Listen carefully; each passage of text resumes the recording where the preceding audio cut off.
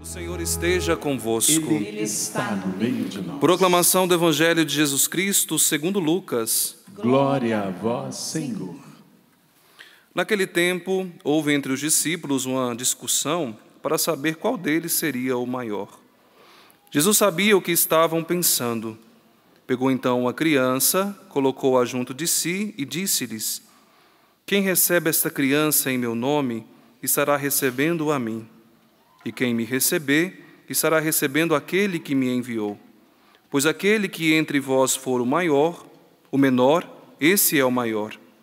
João disse a Jesus: Mestre, vimos um homem que expulsa demônios em teu nome.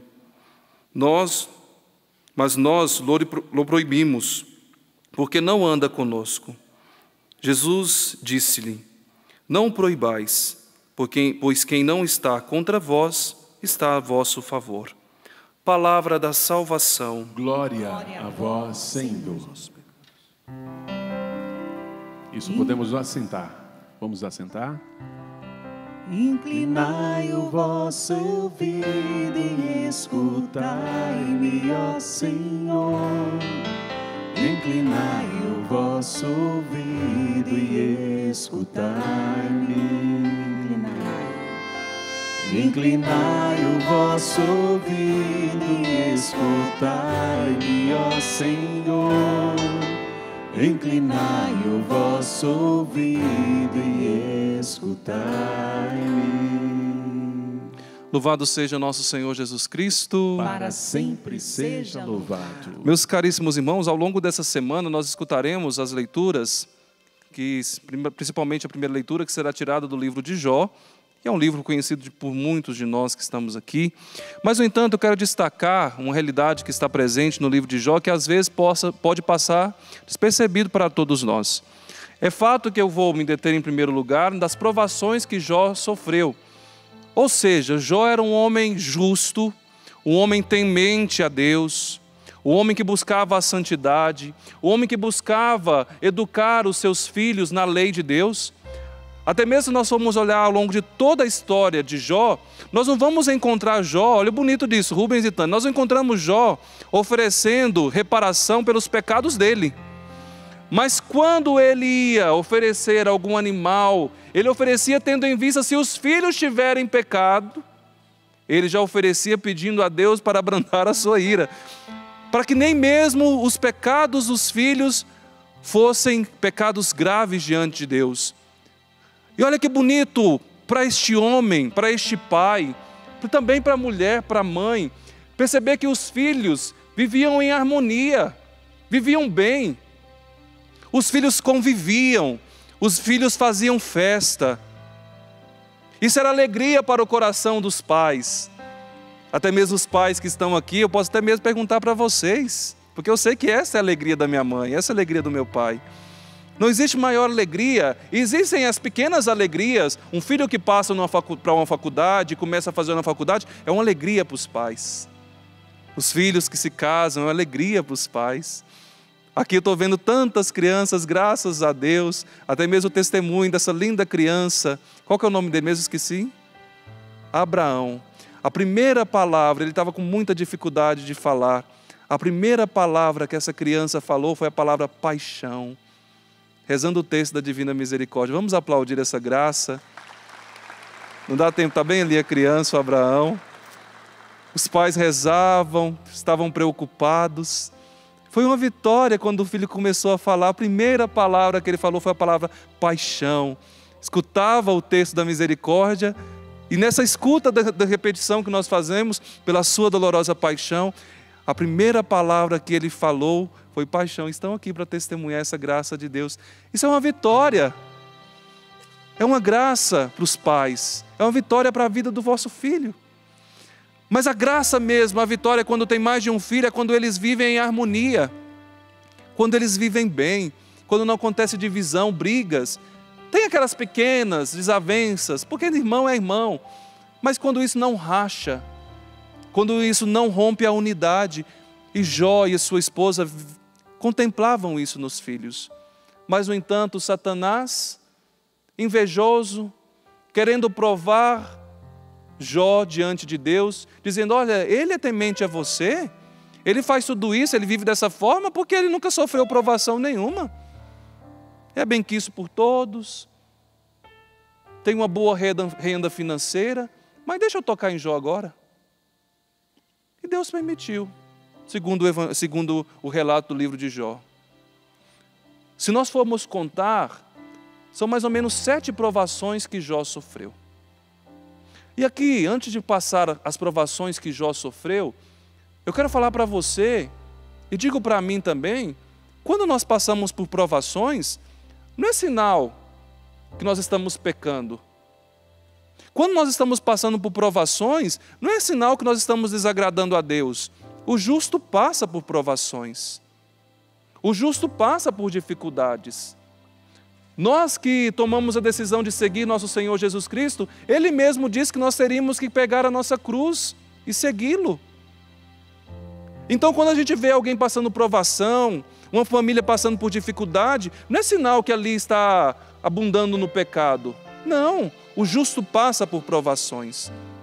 E nós, como diz o livro do Eclesiastes, se entrares para o serviço do Senhor, prepara-te para a provação. Somos provados pela nossa carne, somos provados pelo mundo, somos provados pelo diabo. É a última provação. Por isso nós devemos ficar atentos, porque às vezes nós somos provados pela nossa própria carne, pelas nossas concupiscências. Nós somos provados pelo mundo. E nós somos provados pelo diabo. O diabo nos prova. Deus não nos tenta. A tentação vem do demônio.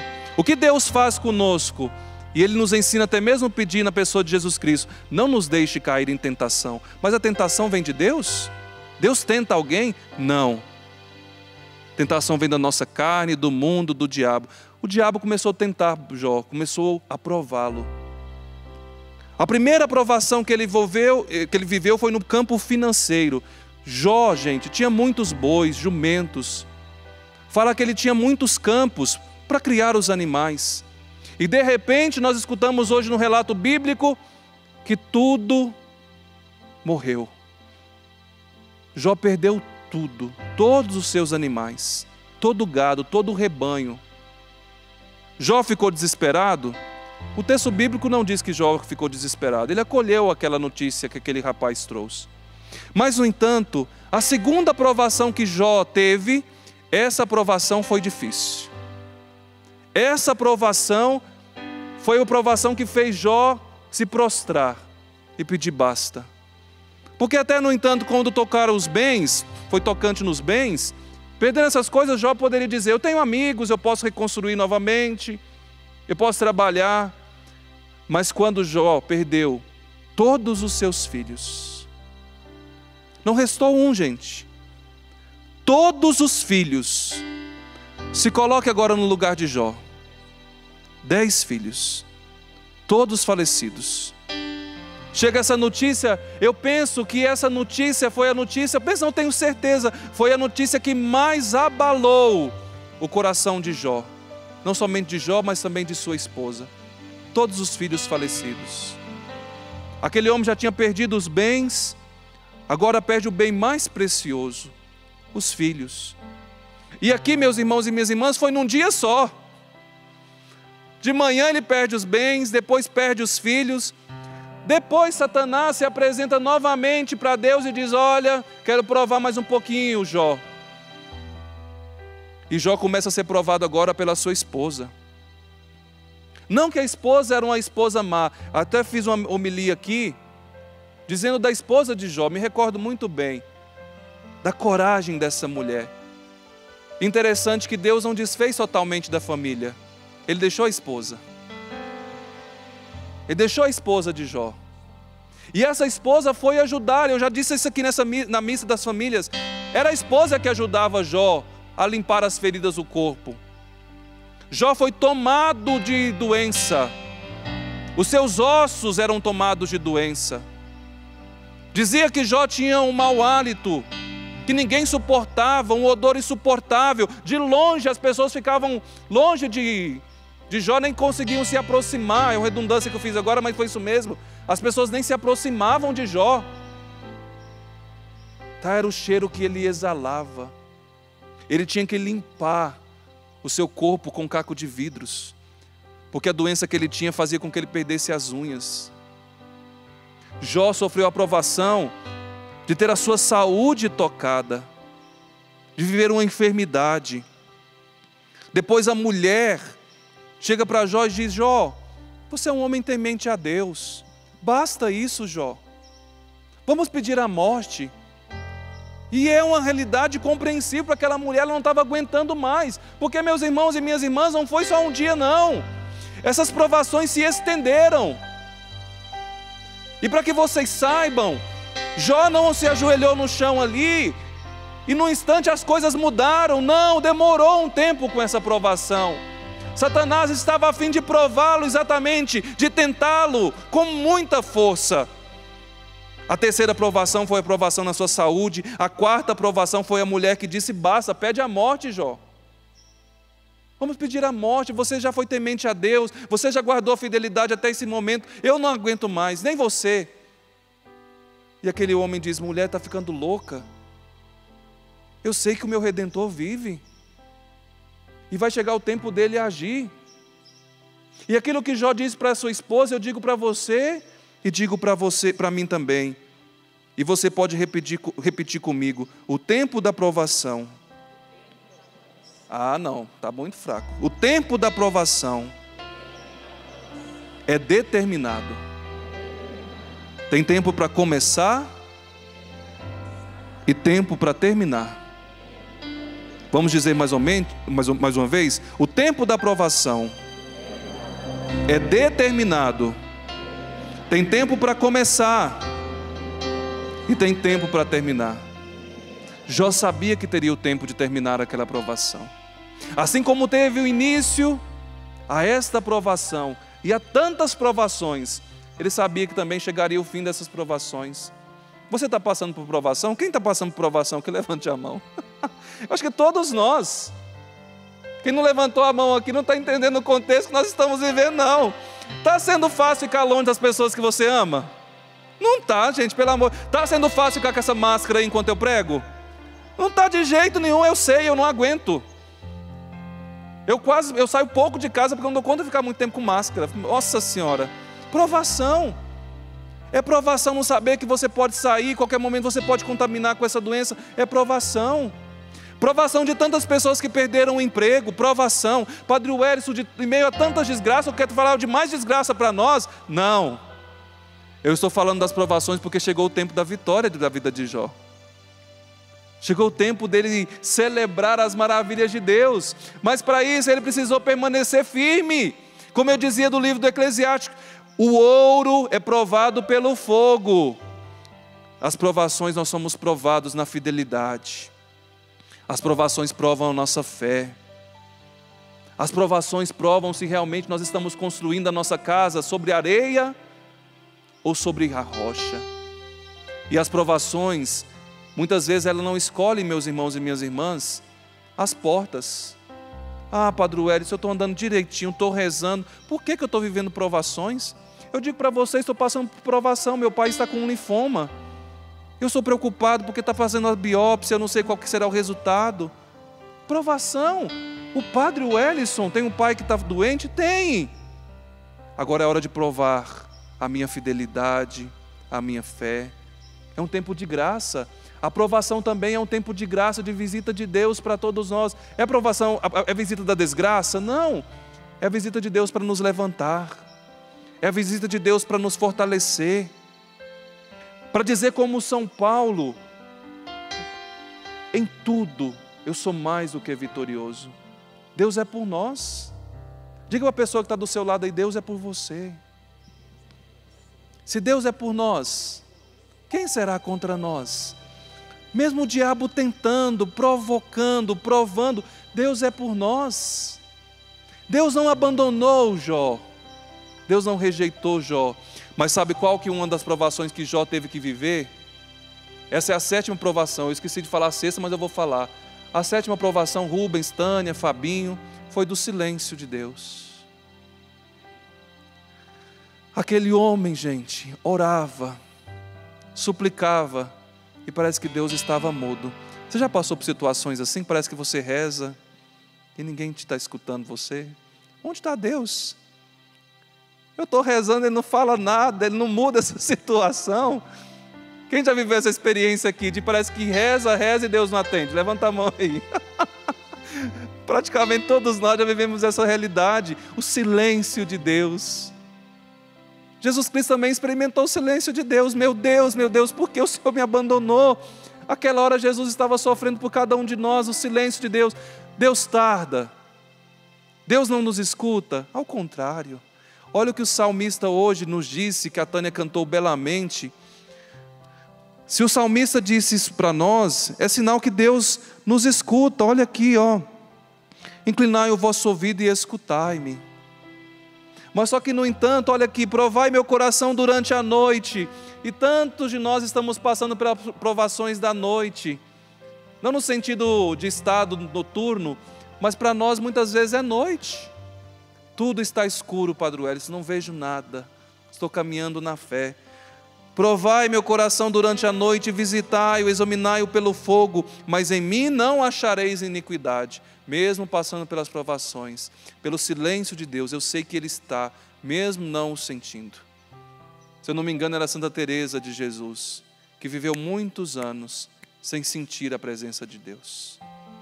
Ela chegava lá na capela dela, lá do mosteiro, ela sentava na capela, lá no banco, melhor dizendo. Sabe o que essa mulher fazia? Ficava desse jeito aqui, olhando para o relógio. Não via a hora de acabar a oração. Porque ela não sentia Deus. Parece que era um vazio tremendo no coração dela. Mas sabe o que essa mulher vivia neste momento? A fé. Eu não sinto, eu não vejo, mas Ele está aqui. Parece que Ele está distante. Parece. Mas eu creio. Ele está presente. Tantos de nós, se não passamos por isso, vamos passar. Aí a música ajuda. Deus está aqui. Tão certo como o ar que eu respiro. Tão certo como a manhã que se levanta. Tão certo quanto eu te falo e podes me ouvir. Deus está.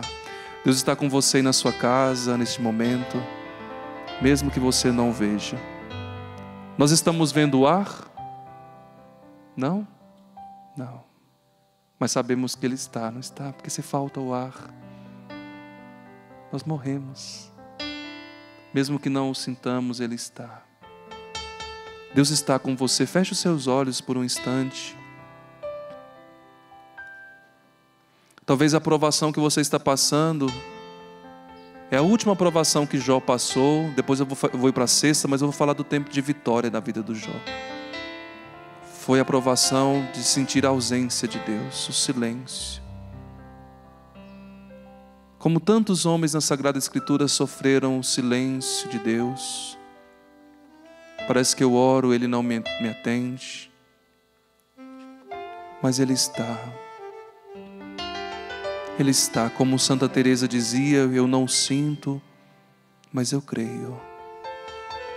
Ele está comigo. Nesse tempo que nós estamos vivendo essa provação mundial, o Senhor não nos deixou sozinho. Com seus olhos fechados, eu quero dizer isso para você. Existe o limite do mal.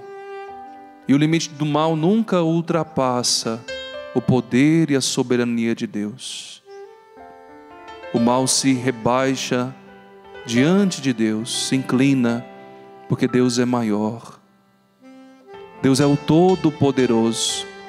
E todas essas situações que você está passando, que você tem enfrentado, elas não são maiores do que o poder de Deus.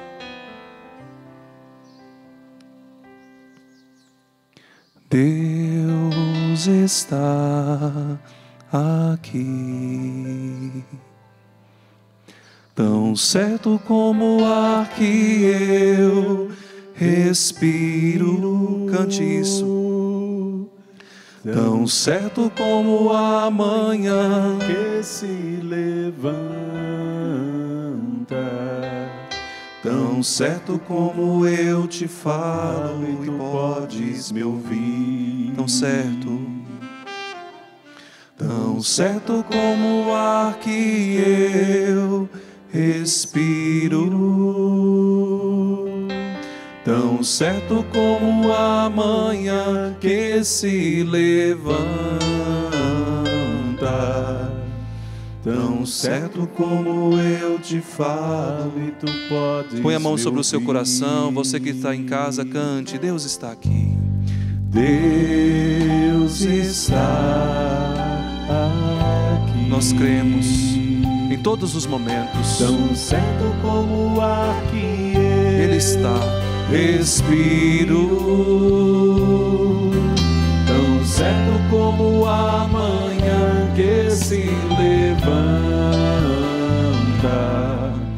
Tão certo como eu te falo e tu podes me ouvir. Eu gostaria que você pudesse falar com Deus agora. Fale com Ele agora, se Ele está. Eu creio. E toda a liturgia nós dizemos: o Senhor esteja convosco. E nós respondemos: Ele está no meio de nós. Ele está no meio de nós. Ele está passando e colocando o ouvido perto de cada lábios que estão aqui, de cada boca, nos escutando. Até mesmo sussurrar aquilo que você não consegue muitas vezes colocar em palavras. Mesmo que antes dessas palavras chegarem, o Senhor já as conhece. Mas fale com Ele. Fale para o Senhor que tantas vezes você tem se sentido sozinho. Fale para o Senhor das provações que você está enfrentando. E vai pedindo ao Senhor que você quer fé, que você quer fidelidade, que você quer a unção do Espírito Santo sobre Ele.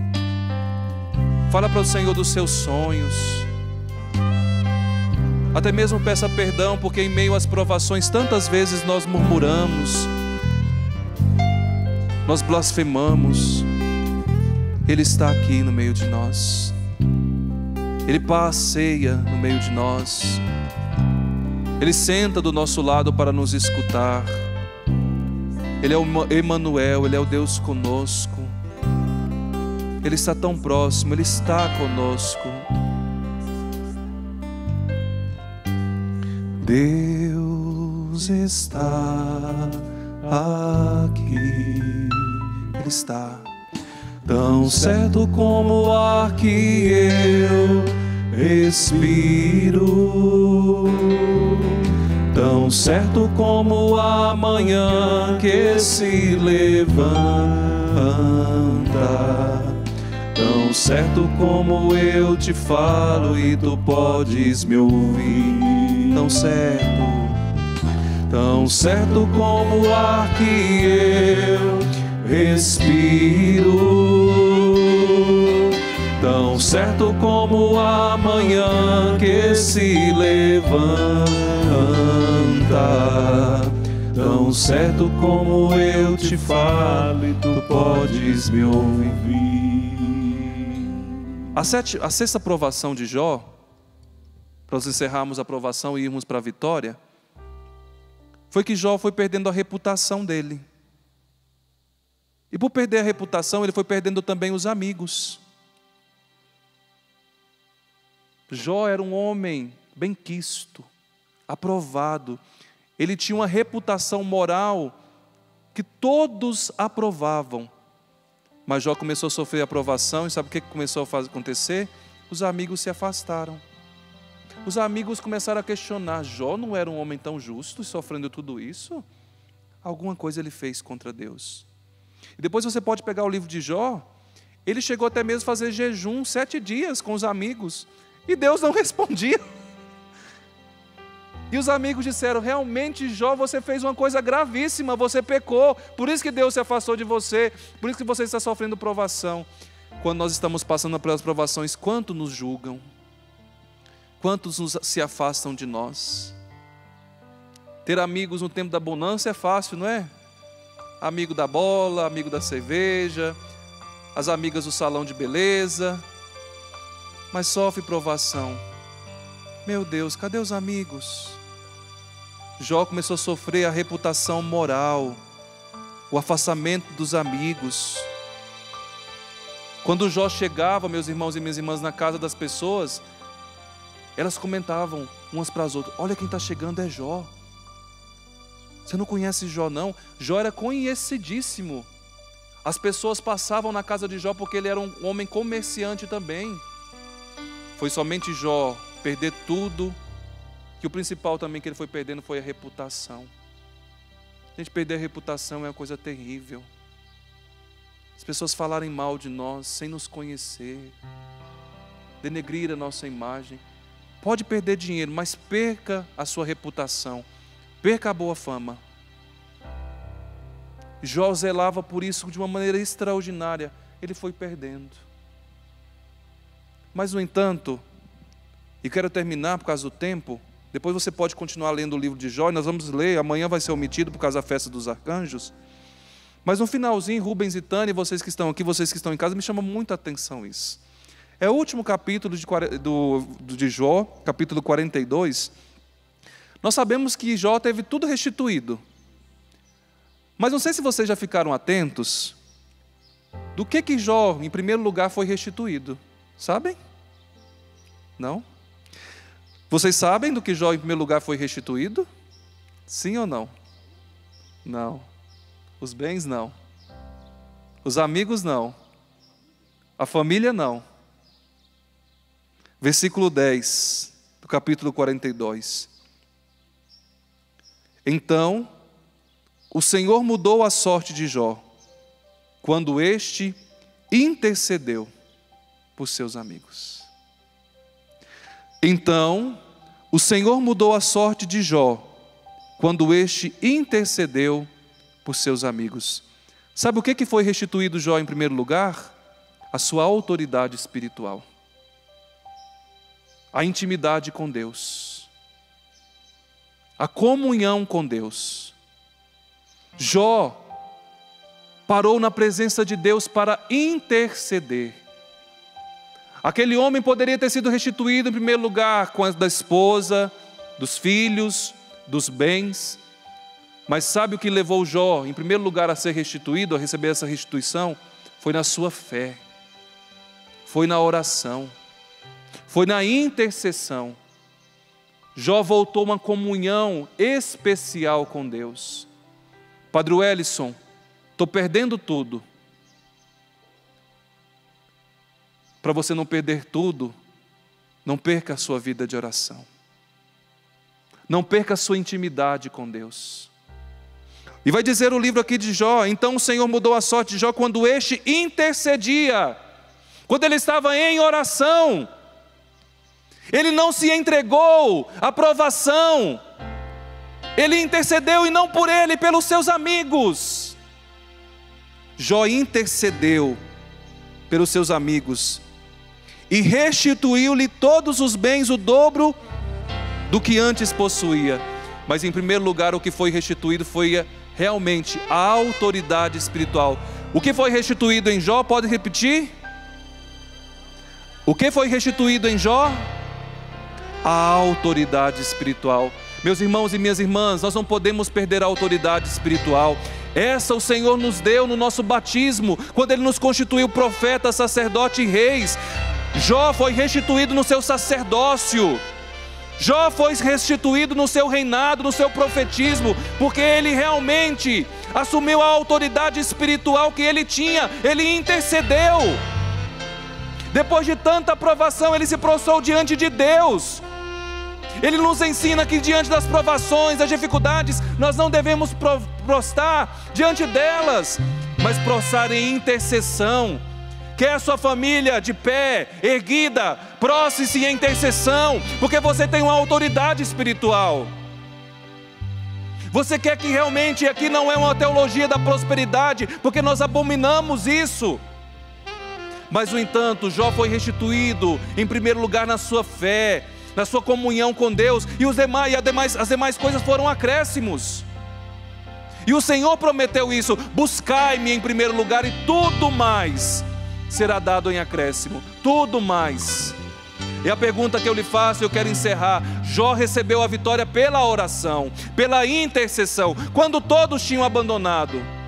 Quando todos diziam, não vale a pena mais rezar, Jó, pede a morte, esse se colocou em intercessão, assumiu a autoridade que ele tinha, colocou Deus em primeiro lugar, e tudo mais veio por acréscimo. Você está rezando? Você assumiu e está assumindo a sua autoridade espiritual? Ou você está morrendo juntamente com as coisas e com as pessoas?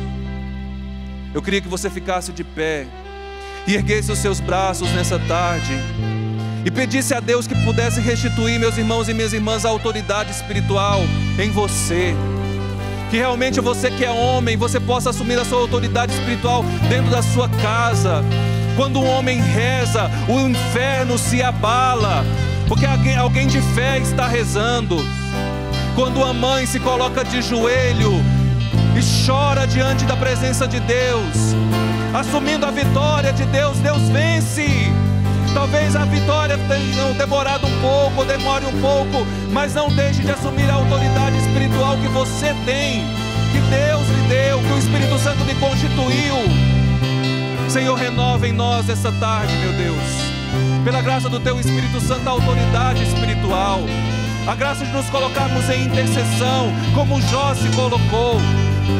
Jó que intercedeu pelos amigos, Jó que clamou aos céus, Jó que restituiu a sua vida de oração, de comunhão espiritual, Jó que não se prostrou, mas que foi capaz de se erguer pela oração. Erga-nos também, Senhor, nessa tarde, um grande povo de intercessão, de clamor, de perseverança, mesmo passando pelas provações, mesmo passando pelas dificuldades, mas um povo que se coloca em intercessão, que se coloca na brecha, e com isso, Senhor, nós receberemos a vitória, nós receberemos as Tuas graças, mas dai-nos, Senhor, a perseverança, a constância na oração. É o que nós estamos suplicando. E vai soltando a sua voz no Espírito.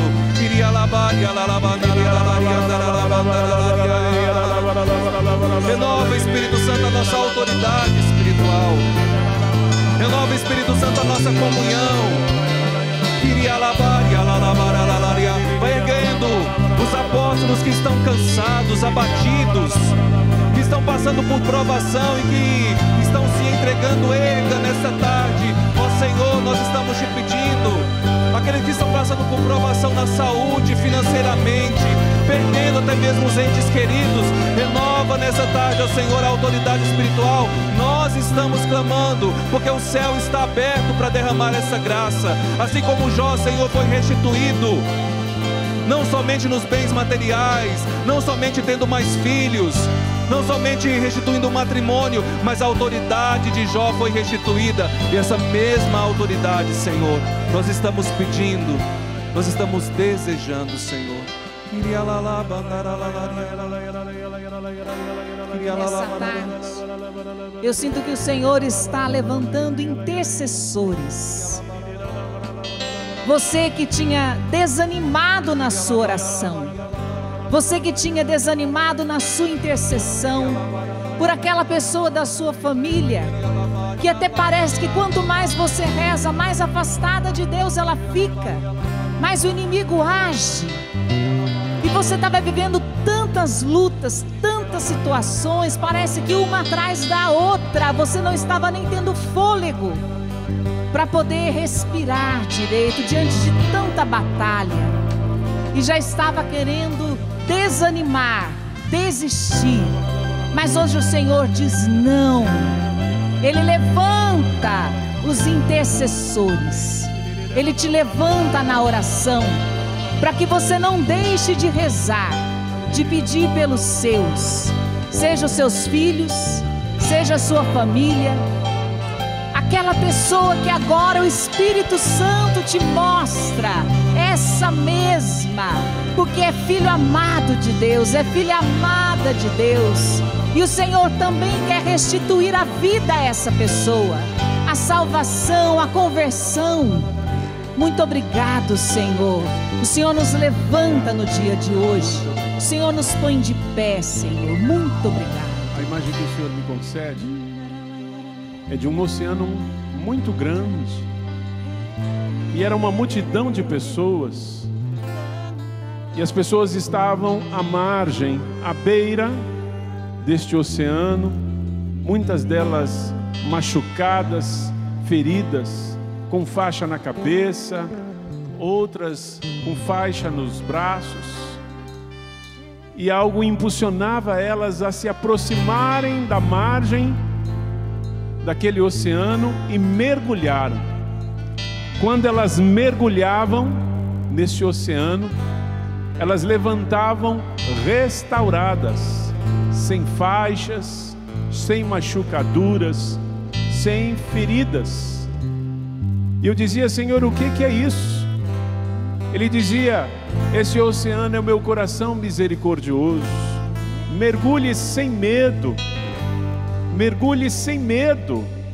Que o Senhor, Ele quer curar as nossas feridas, as nossas machucaduras, feridas emocionais, feridas psíquicas. Mergulhe no oceano da misericórdia do Senhor.